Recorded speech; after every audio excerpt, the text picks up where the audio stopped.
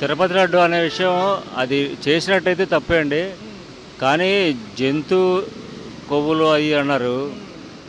మనం వాడే పాలు ఉన్నాయి, పాలు కూడా జంతువుల కొవ్వులో నుంచే వచ్చేది. అది జంతు కొవ్వే. పాలు అనేవి కూడా మన వెన్న నెయ్యి అంటాం, అది జంతువుల కొవ్వే. అది విమర్శించుకుంటే తప్పే, కానీ సర్దుకుంటే అంత పెద్ద సమస్య ఏం కాదు. దాన్ని నిదానంగా సీక్రెట్గా దాన్ని డిలీట్ చేసుకోవాలి. కానీ ఇలా అల్లరి చేసుకుంటే స్వామివారి పరుగు పోద్ది. భక్తులు ముందు ముందు ఆ లడ్డూ తినాలంటే ఆలోచిస్తారు.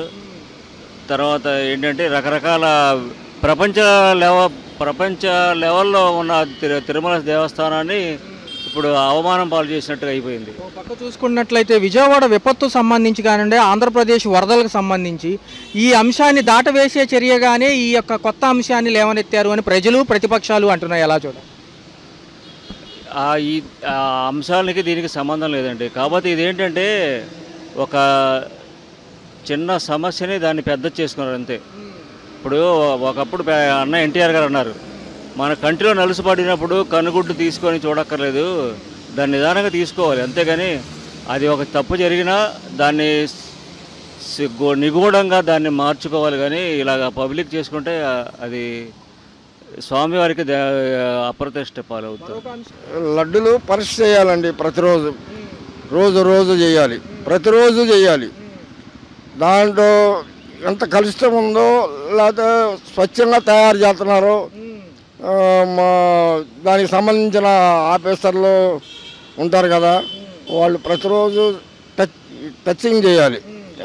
ఇదే విషయం పైన పవన్ కళ్యాణ్ గారు ఈ రోజు నుంచి కూడా సనాతన ధర్మాన్ని కాపాడడానికి దీక్షకు వెళ్ళబోతున్నారు. ఆ దీక్ష ఏంటి అంటే కనుక గుంటూరు వెంకటేశ్వర స్వామి ఆలయంలో 11 రోజులు చేసి పెద్ద తిరుపతి వెళ్ళొస్తారంట. దాని గురించి ఏమంటున్నారు అంటే ఈ ప్రతిపక్షాలు ఎవరైతే ఉన్నారో వాళ్ళు వదలను అంటున్నారు. ఎలా చూడాలి? ఎవరు అనేది వదలని ఏం చేస్తాడు? వదలక ఏం చేస్తాడు ఆయన? దీక్ష చేసి ఏం చేస్తాడు? జనాన్ని రక్షిస్తాడా? ఏమండే, ఇప్పుడు చాలామంది నిరుపేదలు ఉన్నారు, ఎవరో వాళ్ళకి రక్షణ. దీక్ష వాళ్ళ రక్షణ కలిగిద్ది, వాళ్ళకి కలగదుగా. ఏదో సహాయం చేసి కేంద్రం నుంచి నిధులు తెచ్చి వాళ్ళకి ఏదైనా సహాయం చేస్తే అది మంచిది. కానీ ఈ దీక్షల వల్ల ఉపయోగం ఏమీ లేదు. అంటే ఇప్పుడు ఉన్న హిందూ ధర్మాన్ని నేను కాపాడుతానని ఏం చెప్తున్నారు? ధర్మాన్ని కాపాడు, నేను ఎవరు కాదన్నారు? పేదరికాన్ని కూడా కాపాడాలిగా. హిందూ ధర్మంతో పాటు నిరుపేదలను కూడా కాపాడాలి కావా. ఉమ్మడి కూటమి 100 రోజులు అవుతుంది అని చెప్పి సభలు సమావేశాలు పెడుతున్నారు. పనితీరులు ఎలా? 100 రోజులు అనేది ఒక బూటకం అండి. ఆడ కాలేజీల్లో 100 కెమెరాలు 150 కెమెరాలు పెట్టి అన్నారు. ఆ వరద వచ్చింది, అది మాఫీ చేయడానికి వరద చెప్పారు. ఇప్పుడు ఈ వరద మాఫీ చేయడానికి ఈ లడ్లు అంటున్నారు సార్. లడ్డుల్లో తీసుకొచ్చారు దేవుడి ప్రసాదాన్ని, దేవుళ్ళలా తింటారు. అది వచ్చింది ఇది వచ్చింది అని చెప్పేది ఒక బూటకం. ఒక సీఎం లాంటి వ్యక్తి చెప్పకూడదు. అదేదన్నా ఉంటే అక్కడ ప్రాబుల్ చేసి దాన్ని లైవ్ చేయాలి. ఓ సీఎం లాంటి వ్యక్తి పబ్లిసిటీ చేసి మన దేశం మొత్తం తిరుపతిని ఎంతో దేవస్థానాలు చూసేవాళ్ళు ఈ లడ్డు ఇలాంటిది అని చెప్పి ప్రచారం చేసి వచ్చే వాళ్ళని రానికుండా చేయడానికి ఇది ఒక నష్టం చేయడానికి చేసిందేనండి. అది ఏదో ఒకటి ఇప్పుడు మాకు వరద బాధితులు అని చెప్పారు, ఇక్కడ ఒక్కటి అందలేదు, ఇది మాఫీ చేయడానికి ఈ లడ్డు అని చెప్పి ప్రచారం సార్. అది దేవునితో పెట్టుకుంటే నాశనం అయిపోతారు. అయితే కొవ్వు కలపాల్సిన పని ఏంటండి? కొవ్వు కలపాల్సిన పని ఏంటి? వాళ్ళకి రావట్లేదు. ఎంతో వస్తుంది, కోట్ల మీద కోట్లు వస్తుంది. ఇది కల్తీ చేయవలసిన పని ఏంటి? ఇవన్నీ ఏంటి అంటే జగన్మోహన్ రెడ్డి మీద బురద చల్లసామే. అది మహిళలకి నిమిత్తంలో పవన్ కళ్యాణ్ గారు నన్ను రావద్దు అన్నారు, అందుకే రాలేదని చెప్పడం జరిగింది. దానిపైన ఒక ప్రెస్ మీట్ పెట్టి చెప్పారు, వస్తే ఏం జరుగుండేది? అక్కడ తిరగబడేవాళ్ళు, అందుకని ఎల్లా ఏమీ అవ్వలేదండి. ఇప్పుడు 3 నెలలు అయింది, నేను ఇచ్చేసేస్తా, ఇది చేసేస్తా, ఆడపడుసులో ఇచ్చేసేస్తా అన్నాడు. ఇప్పుడు అక్కడ పిఠాపురం వెళ్తే ఆయనకే తెలుసుది. ఉత్తరాంధ్ర పర్యటనకి వెళ్ళారు, విజయవాడ వాసులకు సహాయం అందింది, కానీ పిఠాపురంలో ఉన్న ఏదైతే ఏలేరు ఘటన వాగు పొంగిందో అక్కడ వాసులకు ఎటువంటి సహాయం అందలేదని వాళ్ళు అంటున్నారు. ఎలా చూస్తున్నారు? నిజమేనండి. చాలామందికి ఏమి అందటం లేదండి. మధ్యన దళారులే తినేస్తున్నారు. ఆ చోట నాయకులు ఉంటారు చూసారా, వాళ్ళే మొత్తం. అది నమ్మతగలేదు కాదండి. అదే ఒక్కరే కాదండి, ప్రతి కులాలు కూడా వెళ్తారు. ఇప్పుడు వెంకటేశ్వర స్వామి గుడి అంటే చాలా భక్తులు వెళ్తారు సార్. అది ఇన్నాళ్ళ నుంచి లేనిది ఇప్పుడు బయలుదేరిందంటే ఒకవేళ జగన్మోహన్ రెడ్డి మీద నింద మోస్తున్నారనే కానీ అలాంటి పని జరిగి ఉండదు అని మా ఒక ఇది 4 రోజుల నుంచి వింటున్నాం. ఇప్పుడు కూడా జరుగుతున్నాయి. అది అంత స్టాండ్ మనం జరిగేది కదండి, అది చాలా బందోబస్తు కదా. మరి వార్త చూసుకుంటే ఇక్కడ ఈ రాష్ట్రం కాడి నుంచి కేంద్ర ప్రభుత్వానికి కూడా వెళ్ళింది. ఒక పక్క మోడీ గారు దీనిపైన రిప్లై అడిగారు. ఇటు పక్క చూసుకుంటే రాహుల్ గాంధీ గారు, వెంకయ్య నాయుడు గారు, సినీ రంగాల వాళ్ళు, బ్రాహ్మణ సంఘాలు, అనేక సంఘాలు, స్వచ్ఛంద సంఘాలు కూడా దీని గురించి అడుగుతున్నారు. ఎలా చూడాలంట? ఇప్పుడు లద్దామన్నాడండి, రిపోర్ట్ తీసుకొచ్చి నాకు ఇవ్వు, నేను దాని గురించి తెలుసుకుంటాను, అది ఎవరిని ఎలా చేయాలో చేస్తామని చెప్పి ఆయన అంటున్నాడు చంద్రబాబుని.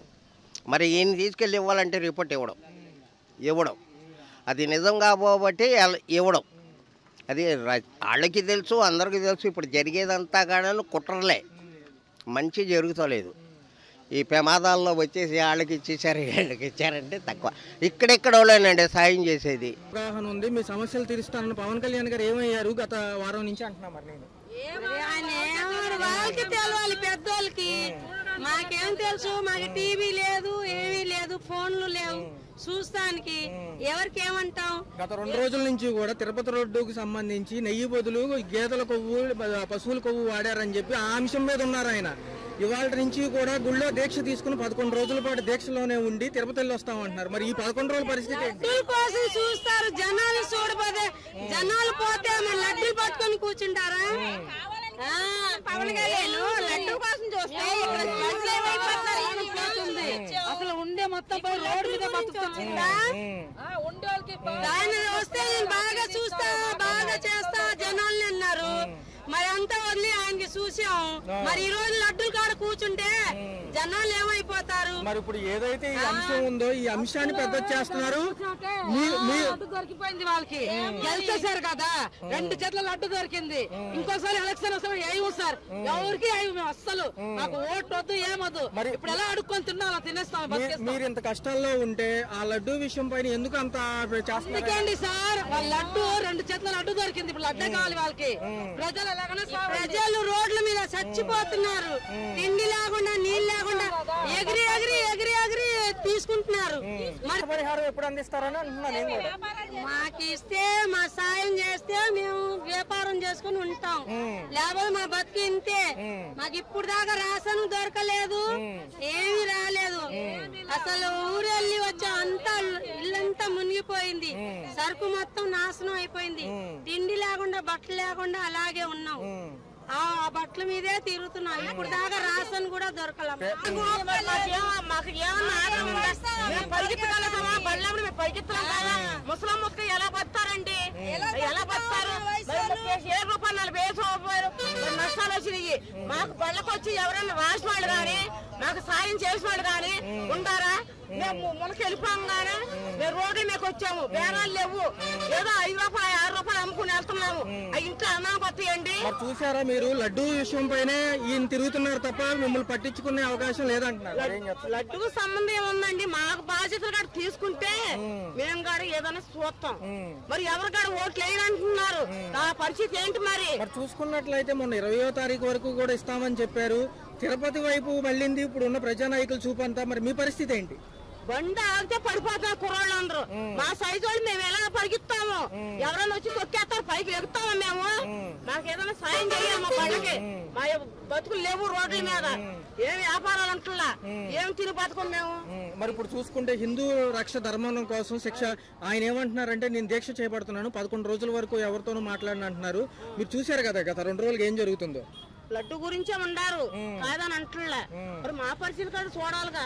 ఆయన తోసిందంటే బండికి వచ్చి విభరంగా కార్లు ఆపి, ఇదిగమ్మా పోయింది కాబట్టి ఈ సహాయం మేము చేస్తున్నామని అది చెప్పారుగా వచ్చి ఎవరు రావట్లే. మా పళ్ళకాడికి వచ్చిన వాళ్ళు లేరు, చెట్టు కింద ఇచ్చిన వాళ్ళు లేరు, పావుల కూరగాయలు ఇచ్చిన వాళ్ళు లేరు.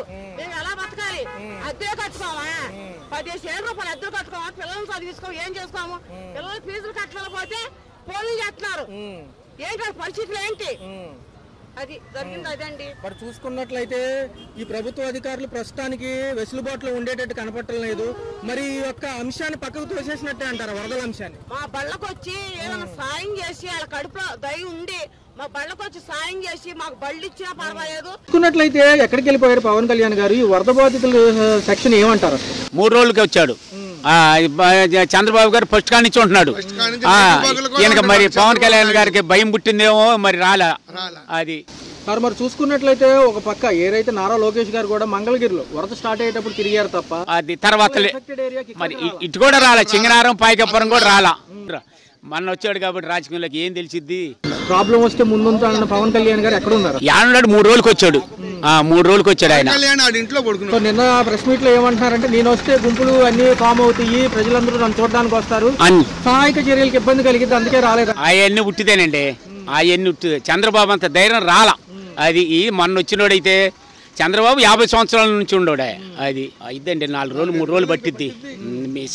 వినాయక చవితికి కూడా ఉండదు, పండగ కూడా లేదు. పండగ కూడా ఇళ్లలో బురద ఉండి అన్ని పాములు ఎన్ని కుదరదు. డబ్బులు కూడా లేవు జనం దగ్గర. బాగా డేంజర్గా ఉందండి. పబ్లిక్కి ఉపయోగపడే ఏ నాయకుడు లేడండి. అసలు పబ్లిక్ ఉపయోగపడే నాయకుడు అయితే నా దృష్టిలోకి అయితే రాలేదు. మాది అంబాపురం. అయితే మాకైతే మటుకి వాటర్ కూడా చాలా ఇబ్బంది పడుతున్నాం. ఇవాళ కొంచెం ఇంట్లోంచి వాటర్ తగ్గితే అది బయటకు వచ్చాం అంతే. ఇవాళ సార్ చూసుకున్నట్లయితే డిప్యూటీ సీఎం గారు ఏమయ్యారు? అసలు ఆయన గురించి మనం మాట్లాడితే సరిపోం కానీ అవన్నీ వేస్ట్ మాటలే. కానీ చంద్రబాబు నాయుడు అయినా ఇంక సింగనగర్ ఇవి తిరిగాడు కానీ తప్ప ఇట ఆయన అయితే 3 రోజులు బట్టి ఎక్కడికి వెళ్ళిపోయాడు. నిన్న వచ్చి ఏదో అడావిడి చేసి అది ఇది అని చెప్పానంటే ఉపయోగం ఏముంది? ఒక పక్క నారా లోకేష్ గారు మంగళగిరిలో వరద స్టార్ట్ అయ్యేటప్పుడు తిరిగారు కానీ తర్వాత నేను ఒక మాట అడుగుతాను. 12 గేట్లు ఎత్తేటప్పుడు వాళ్ళు కొంచెం అన్న ఇన్ఫర్మేషన్ ఇవ్వాలిగా. ఇన్ఫర్మేషన్ ఇవ్వకోకుండా ఏమి లేకోకుండా నైట్ పిల్లలతోటి ఎంత ఇబ్బంది పడుతుంది. అంటే వరద ఎస్టిమేషన్ వేయడంలో మేము విఫలమయ్యామని చంద్రబాబు గారు అన్నారు కదా. మరి విఫలమైనప్పుడు ఇంకెందుకు మా దగ్గరకు వచ్చి అడగటం మజిస్ట్రాళ్ళు అవి ఇవి అని చెప్పడం అనేది వేస్ట్ అయ్యి. సో క్లియర్ అవడానికి ఎన్ని రోజులు పట్టింది? వారం పట్టిందండి. వారం పట్టింది. ఇంకా సహాయక చర్యలు ఎంతవరకు సమంజసంగా అందుతున్నాయి? కొంతవరకు చేస్తున్నారు. అయితే నాకైతే అంత అందుబాటులో ఉన్నట్టేమో అనిపించట్లా. చాలా మంది జనం కూడా చాలా మంది చచ్చిపోయారండి. చాలా మంది. ఆ జక్కంపొడి కాలనీ కానీ వైఎస్ఆర్ కాలనీ కానీ అసలు మామూలుగా లేదు. Right sir. నా వయసు 58 సంవత్సరాలు. నేను పుట్టిన తర్వాత ఇలాంటి సర్దులు చూడలేదు. మరొక అంశం చూసుకున్నట్లయితే ఎవరైతే నారా లోకేష్ గారు ఉన్నారో మంగళగిరిలో పర్యటన తప్ప నిజంగా ఎఫెక్ట్ అయిన ఏరియాకి రాలేదంటున్నారు. రాలేదండి. పవన్ కళ్యాణ్ అసలు అడ్రస్ లేడు. సరే ఆరోగ్యం బాగాలేదన్నాడు. ఒక పక్క చూసుకుంటే చంద్రబాబు నాయుడు గారు కూడా విఫలమయ్యామని ఆయనే చెప్తున్నారు డైరెక్ట్ గా. కరెక్టే. చంద్రబాబు నాయుడు గారు ఇప్పుడు ఇది ప్రకృతి విపత్తి మీద పడిపోయింది వచ్చి. ఒక రాజకీయ నాయకుడు ఏమాత్రం చేస్తాడు? ఎంతమంది కానీ ఇప్పుడు దగ్గర 10-15 లక్షల మంది ఇబ్బంది పడుతున్నారు.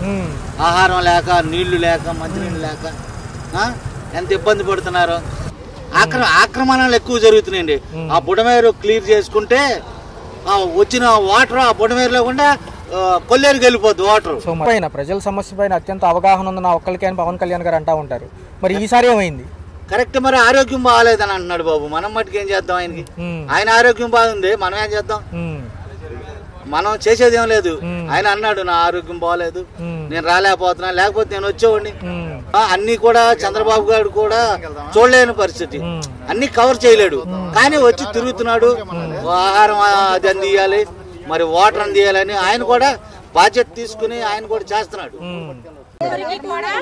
మధ్య వర్తవులకి పవన్ కళ్యాణ్ ఇచ్చిన, మరి ఎన్టీ రామారావు ఇచ్చిన, మరి ఎవరిచ్చిన ఎరాళ్ళం మాత్రం మధ్య వర్తవులకి మాత్రం అంది చేయొద్దు. ప్రజలకు అందుతులేదు.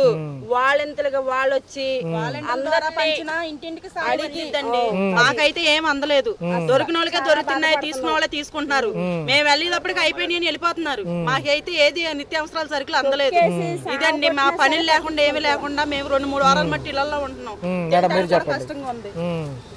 పరిస్థితులు అలా ఉన్నాయి మేడం. చాలా బాధగా ఉన్నాయండి. పనులు చేసుకోవడానికి పనులు లేవు, ఏమీ లేవు, అన్ని నష్టపోయిన పరిస్థితులు.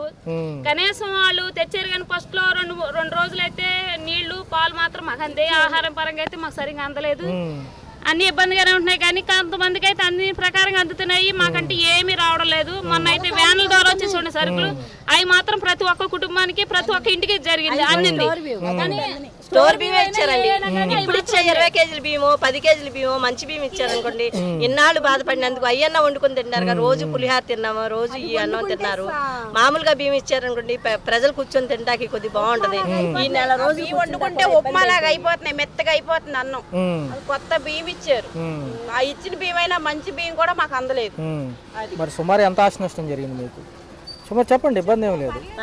సుమారు ఎంత జరిగి ఉండొచ్చు? అవును, 50,000 దాకా నష్టం జరిగినట్టేనండి. చాలా ఇబ్బందుల్లో ఉన్నాం. ఒకసారి నాతో పాటు వస్తారా? చెప్పండి. కిందిలే కానీ అది మా కిందిలో చూసుకోండి. మరి నేను చెప్పాల్సింది చెప్తా. నా కడుపు నిండా చాలా ఉన్నాయి మాటలు చెప్పాల్సినవి. నాయుడు గారు ఏమి ఇచ్చారండి మాకు? ఏం పంపించారు ఇప్పుడు వరకు? మేము చనిపోయినాక ఇస్తారా? బతికుండగా తింటాక లేదా మాకేమి? ఇన్ని విరాళాలు తీసుకున్నారు, విరాళాలను ఏమైనా వార్డు మెంబర్ తర్వాత దాచుకొని ఇస్తారా? కార్పొరేటర్ వార్డు మెంబర్ ఏమన్నా సమాధానం? కార్పొరేటర్లు వార్డులో ఎమ్మెల్యే కోటాన్ని ఆ కోటాన్ని ఈ కోటాన్ని కార్డులు ఇస్తున్నారు. ఆ కార్డుల మీద సామాన్లు అవి తీసుకుంటాకి మాగలంటే ముసలాం ముతక వాళ్ళతో తొక్కేస్తున్నారు. తొక్కేసి తీసుకుంటున్నారు. అందిన వాళ్ళు దొంగలు దొప్పుడుగా దోసుకుంటున్నారు. ఒక నిమిత్తం లేదు, ఒక లైన్ లేదు, ఒక నిమిట్ లేదు, ఏమీ లేదు. మరి జనాలంతా ఏమైపోవాలనుకుంటున్నారో ఏమో అర్థం కావట్లేదు. ఇంటికి 25,000 నష్టపరిహారం అంటున్నారు. దాని గురించి ఏమన్నా లేదండి, ఇంట్లో కనీసం కప్పుకుంటా ఒక దుప్పట్లేదు. ఇప్పుడు నాకు లేదు, చీర కప్పుకొని పడుకుంటున్నా నేను. మరి నా పరిస్థితి ఏంటి? నాకు మా ఆయన పరిస్థితి ఏంటండి? అలాంటి వాళ్ళు చాలా మంది ఉన్నారు కిందల్లోళ్ళు. గ్రామ సచివాలయాలకు సంబంధించిన యంత్రాంగం అంతా ఉంది. వాళ్ళు ఏమైనా సమాధానం చెబుతున్నారు వీటిపైన? ఏమీ చెప్పట్లేదు, ఎవరు రావట్లేదు. వచ్చినా చూసుకుంటున్నారు, రాసుకుంటున్నారు, తీసుకెళ్లి ఆఫీసులో పడేస్తున్నారు కుప్పలు కుప్పలుగా. మా రిపోర్ట్లు మా కాగితాలన్నీ నేను మరి ఆయనకి చేరేటప్పుడు ఆయన మమ్మల్ని పట్టించుకునేటప్పుడు ఈలోగా మేము బతుకుంటామని గ్యారంటీ ఉందా? గ్యారంటీ ఉందండి. వెళ్ళట్లేదు. ఆయన పంపించేది పంపిస్తున్నాడు. ఈ మధ్యవర్తాలు తినేస్తున్నారు. ఈ ప్రజలకు మాత్రం రావట్లేదు. లేనోళ్ళు లాగా ఉంటున్నారు. ఉన్నవాళ్లే బాగుపడుతున్నారు. ఉన్నవాళ్ళు ఉన్నవాళ్ళకి అందిస్తున్నారు. వాళ్ళంటే లేనోళ్ళకి ఏమి లేదు. గోండమ్మ గారు ఓట్లు అడగడానికి వచ్చారుగా, పవన్ కళ్యాణ్ వచ్చాడుగా, అందరూ వచ్చారు కదండి. విజయశాంతి రోజా వీళ్ళంతా వచ్చారుగా. మరి మాతో పాటు ఒక రోజు ఉండమానండి, ఇక్కడ ఒక రోజు తిరగమానండి, ఒక్క ఇంటినన్నా పరిశీలించమానండి. ఏం తింటున్నారో ఏంటి పరిస్థితి ఏంటో అని. ఏమి లేకోకుండా ఎవరికి నాయకులకి ఇచ్చాము, ఎమ్మెల్యే కోటా ఇచ్చాము, కార్పొరేటర్ కోటా ఇచ్చామంటే వాళ్ళు దోసుకొని మిగిలిన ముసలమ్మత వాళ్ళకి ఎవరికి అందట్లేదు. ఇక్కడ ఏమేను తింటాకు తాగటాకే. మరి మా ఇళ్లలో సామాన్లు, మా ఇల్లు ఏమైపోవాలి? మేము ఎలా బతకాలండి? మా వ్యాపారాలు పోయినాయి, ఇల్లు పోయినాయి, అన్ని పోయినాయి. వండుకుంటా బొచ్చులు కూడా లేవు. ఒక్కొక్క ఇంట్లో చెక్ చేయమానండి. కింద ఇళ్ళు కాదు, పై ఇళ్ళు కానీ ఎక్కడైనా సరే దోసుకున్న వాళ్ళ ఇళ్ళలో ఎంత ఉన్నాయో చూడమనండి. ఒక నిమిత్తంగా లేదు. ఇళ్ళకి వచ్చి చూడమనండి. ఎవరింట్లో ఉన్నాయి, ఎవరింట్లో లేవు. బట్టలు అయితే బియ్యం అయితే సరుకులు అయితే ఎవరింట్లో ఉన్నాయో చూడమనండి. అది చూసి మనం ఇళ్ళకి వచ్చి ఫ్యాన్స్ వాళ్ళే పెంచుకుంటున్నారు. అందిన వాళ్ళకి అందుతున్నాయి, అందిన వాళ్ళకి ఏమీ లేదు. ఒకళ్ళకి 2-3 ఇస్తారండి. ఒక్క ఇంట్లో 2-3 ఇస్తారా? అసలు లేని వాళ్ళు ఏమైపోవాలి చెప్పండి, మీరే న్యాయం చెప్పాలి. అసలు లేని వాళ్ళు ఏమైపోవాలి? ఒక్క ఇంట్లో 4 అసలు లేని వాళ్ళు లేరా? అదే మేము వేయలేదా ఓటు? వాళ్ళు వేసారా ఓట్లు? అది పై వాళ్ళు వేయలేదా ఓట్లు? ఎవరు కింద వాళ్ళు వేసారా? కింద వాళ్ళకైనా అందిన వాళ్ళకి అంతనే, అందిన వాళ్ళకి అంతలేవు. నష్టపరిహారం అనేది కింద వాళ్ళకి ఇచ్చినా పర్లేదండి. పైన వాళ్ళకి ఉన్న నిత్యావసరాల సరుకులన్నీ అందించాలి కదండి. స్టోర్ బియ్యం ఒకటే మాకు న్యాయంగా అందినాయి. అలాగే ఏ ఒక్క వస్తువు ఇచ్చినా వాలంటరీ ప్రకారంగా మాకు ఇంటింటికి పంచమానండి. లేదనుకుంటే మొత్తానికి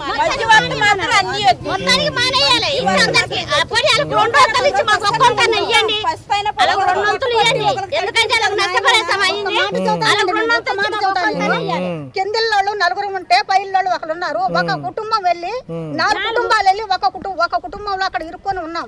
వాళ్ళు మాకు స్థానం ఇవ్వబట్టే కదా మేము బతికి బయటపడ్డాము. వాళ్ళు ఇవ్వకపోతే మేము నీళ్ళలో కొట్టుకుపోతాంగా. మరి వాళ్ళు ఏం పాపం చేశారండి? మాకు ఆశ్రయిస్తాం పాపం చేశారా? కనీసం మాకు రూపాయి ఇచ్చినప్పుడు వాళ్ళకి 10 రూపాయలు ఇవ్వాలిగా. వాళ్ళకి 10 రూపాయలు ఇవ్వాలిగా సార్. న్యాయం చేయండి మీరు, న్యాయం చేయండి మీరు, అందరికీ న్యాయం చేయండి. అపార్ట్మెంట్లు ఉన్నాయి, 4 కుటుంబాలు ఒక ఇంట్లో దాక్కున్నాం మేము. వాళ్ళకి లేకపోయినా మాకు ఇచ్చారు స్థానం. వాళ్ళు వచ్చి కింద వచ్చి ఒకరు పడుకున్నారు, పైన పై వాళ్ళకి వచ్చి